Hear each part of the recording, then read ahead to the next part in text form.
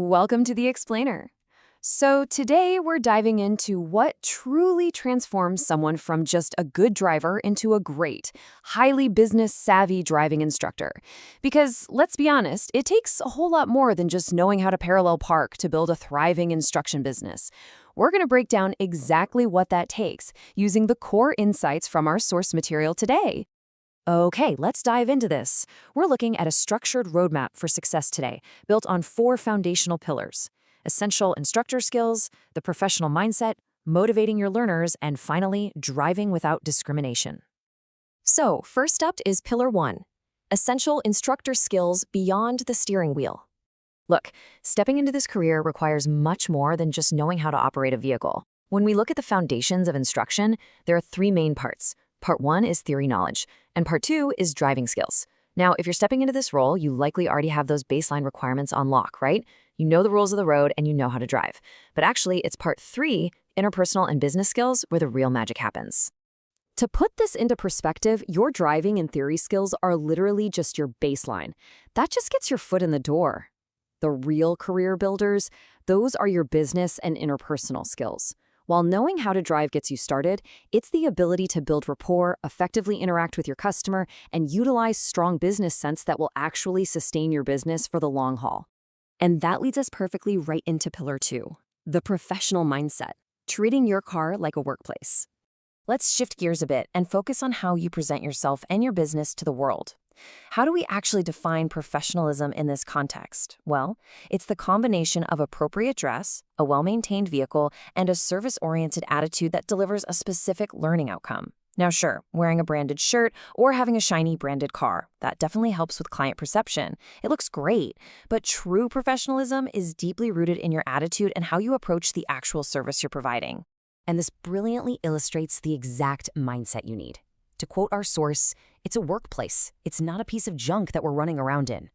Your vehicle is your professional office, period. It absolutely must be treated with the utmost respect, because that respect translates directly into how your client perceives the value of your lessons. You see, because you work one-to-one, it is so incredibly easy to just become pals and totally forget the actual dynamic. An unprofessional approach treats the lesson like, you're just out for a casual drive and a chat with no real end goal. But a true professional remembers they are delivering a paid service. That means fiercely focusing on a specific learning outcome for the hour and tailoring your formality to suit the client while still maintaining those professional boundaries. Remember, they are paying for structure, not a joyride. Now let's move to Pillar 3, motivating your learners, becoming a catalyst for success. This is where you really become a catalyst for your students' success. I want to challenge you for a second to evaluate your own level of active engagement when you're sitting over there in the passenger seat. Ask yourself this crucial question. Are you a teacher or are you a motivator? Are you just sitting there acting like a human GPS, monotonously saying turn left, turn right without any real involvement? Or are you truly engaging the client? A motivator asks the student how they felt about the last maneuver, involves them in the skill building process, and actively builds rapport to help them succeed.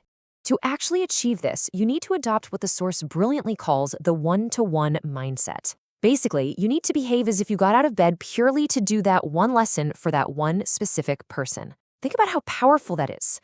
Treating the student sitting next to you as the most important person in the world builds massive rapport. It makes them feel valued, it accelerates their learning, and honestly, it creates incredibly loyal customers who are going to recommend you to everyone they know. All right, let's transition to our final, highly critical pillar, number 4, driving without discrimination, protecting your students and business. This pillar is so vital that the DVSA specifically marks instructors on whether they act in a non-discriminatory manner. We can kind of divide this into 2 distinct spheres. The first happens inside the car. This includes sexism, assumptions based on gender or age, or just inappropriate workplace banter. The second happens outside the car, like aggressively reacting to other drivers and yelling, "Look at that idiot." Unthinking discrimination in either of these areas can instantly ruin a lesson and totally tarnish your reputation. Let's actually focus on the dangers of those outside the car insults for a second. When someone cuts you off and you instinctively call them an idiot, consider this. First, you don't know their life situation. They might be rushing to a hospital with a severe emergency. Second, by reacting aggressively, you're actually instilling incorrect, aggressive driving attitudes right into your learner. And third, it raises your own stress levels. A true professional invents forgiving stories for other drivers' mistakes. It just keeps the lesson relaxed, safe, and focused for everyone involved. Here's a really surprising scenario from our source material that perfectly highlights why off-the-cuff remarks are so incredibly risky.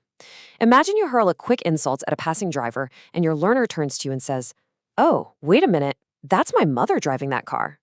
Right? Suddenly, your careless remark has instantly backfired. You've humiliated yourself in front of your paying customer, and you've very likely lost their business forever. This phenomenon is famously known as the Ratner effect, named after Gerald Ratner, who owned a massive chain of jewelry stores. Here's how it plays out. Step 1, an unthinking, off-the-cuff remark is made. In Ratner's case, he literally publicly called his own jewelry products rubbish. Step 2, the customer feels alienated or offended. And step 3, word of mouth spreads like wildfire, ultimately destroying the business.